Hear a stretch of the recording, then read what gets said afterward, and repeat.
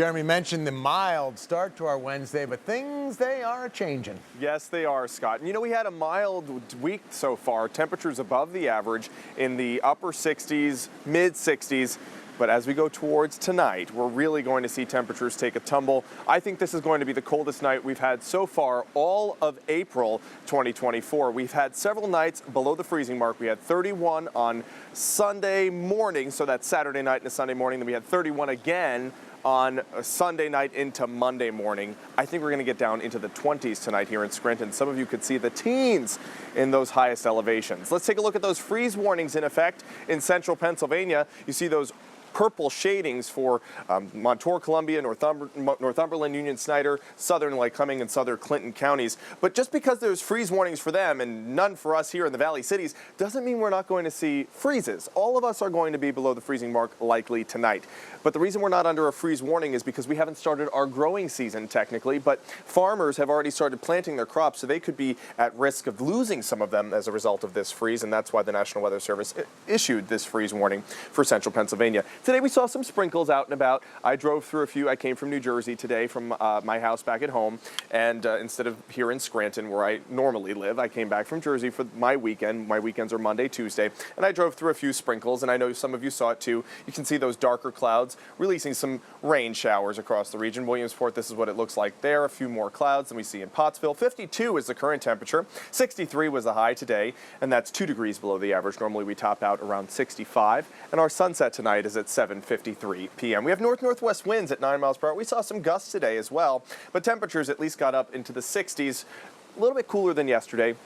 And tomorrow will be cooler still. But here are some of those temperatures as of right now. Look at this swing from Mansfield at 35 to 60 in Auburn. You can already see those colder temperatures encroaching in on the northern tier. And that's where I do think we're going to see the teens tonight. So those temperatures are anywhere from 4 to 26 degrees cooler than they were just 24 hours ago. So you can see that colder air already seeping into the northern part of the Commonwealth. Those winds are gusting out of the northwest, and that's why it's bringing in some of that colder air from the northwest, from Canada. We see those winds anywhere from 6 to 14, even up to 20 miles per hour from Mount Pocono. Got up to 29 miles per hour today as a gust in Mount Pocono, 28 mile per hour gust in Scranton. I think we're going to calm down for tomorrow.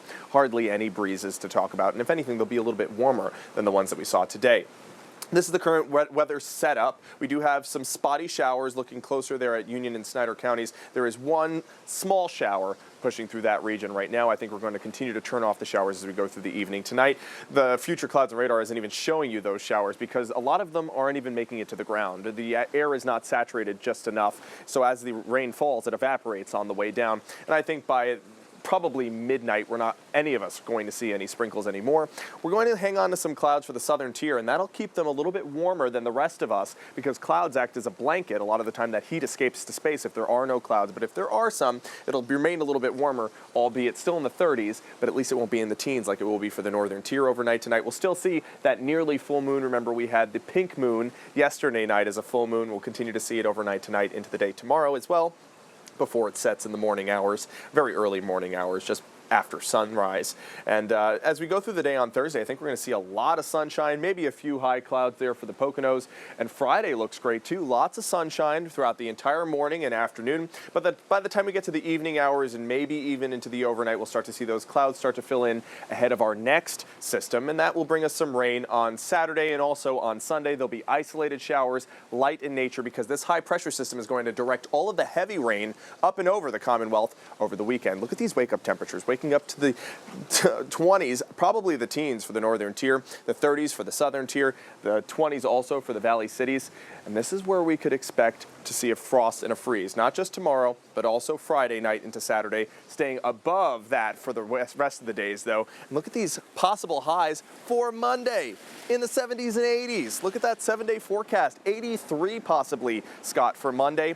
And that will put us 2 degrees shy of the record high temperature ever for that date on Monday. But we do have to get through this very chilly night first. So remember, your cold weather safety tips, have some extra layers in the car, make sure you bring in those plants that might be susceptible to frost, and unplug any of the hoses that you might be using for your gardening so that they don't freeze and break on you. Good tips all, Jeremy. Thanks. We'll see you tonight. Yep.